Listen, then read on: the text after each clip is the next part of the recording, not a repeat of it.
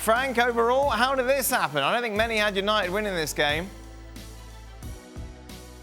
Well, first, you have to congratulate the Red Devil. They did what they had to do, and they did it well. They knew that they will be forced to defend most of the time, but that they would have a little bit of counterattacks, and they did what they had to do, and they believed that they could win against certainly the champion of England. So, in City's side, I'm very disappointed. I think mostly they were tired. When you're tired, you think a little bit slower than you should do. Kevin De Bruyne was maybe had the worst game that I ever seen him playing. City play for the citizens, and as we just saw, Sterling wasn't spot on as well. So a little bit of somebody makes I would say not a good game, and United simply deserve to win overall.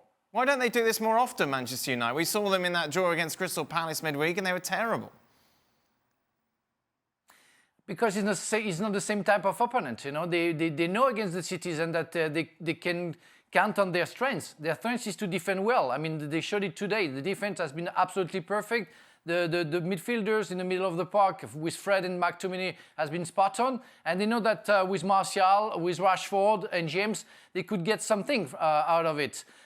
Against other teams, let's say so-called lesser good team, it's not the same type of tactic, and it's what happened against so many other teams where they have to attack, they have to produce, and they're not as good as they do when they defend. So you're still going to win a league, big picture. It's not going to affect them dropping these points today. However, in the Champions League, how much of this performance be a concern?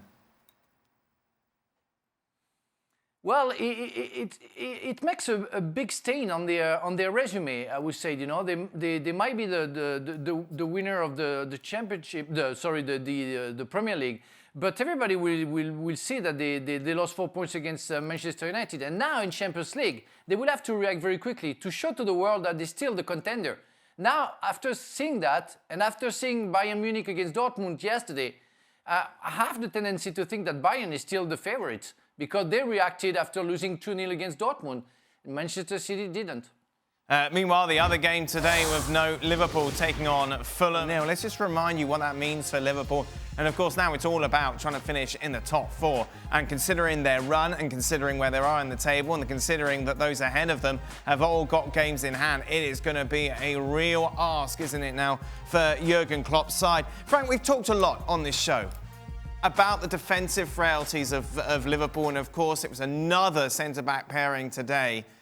But going forward, there has got to be responsibility taken from those attacking players that yet again we see them fail to really create any clear-cut goal-scoring opportunities. Yeah, you're absolutely right. But, to analyse that, you have to take the big picture. We always talked about the defense, and now we're going to start talking about the attack. I want to talk about the midfielders. When you don't have Anderson, you don't have Fabinho, you lose the warriors in the middle of the park, and you always know that you win if you win the fight in the middle of the park, you're going to win the game, and they don't. They have talented players, Thiago Alcantara, Jones, for example, but they're not the warriors that they needed when they used to win games and the Champions League and Premier League. That's what it is. Now it's getting very embarrassing, disturbing and shameful for all the Liverpool fans.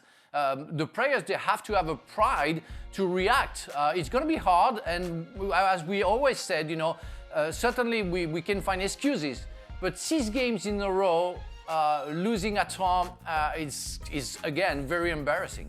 It's difficult, Frank, isn't it, to put an argument as to why they're going to finish, why they're going to turn this around and book a Champions League place next season? Well, you don't know. When I see that team sheet, I don't believe that Liverpool can get anything and get in the first 4 because they don't have the squad for that. And again, Van Dijk is a big loss. Now Anderson and Fabinho not playing, it's also another big loss. I think at front, maybe they don't do the effort, maybe they're tired, maybe they are at the end of a cycle. I mean, they have to rethink, and Klopp and the board will have to rethink everything about next season, because it can be a non-season, but they can't have 2 seasons like that. They have to react, and if they don't catch the Champions League spot, they will have to fight for something else, but they have to react. Liverpool is a big club, can't stay in that position and in that situation anymore. Well, thank you very much for watching ESPN on YouTube. For more sports highlights and analysis, be sure to download the ESPN app. And for live streaming, premium content, and let's not forget as well, ESPN FC 7 days a week. Subscribe to ESPN+.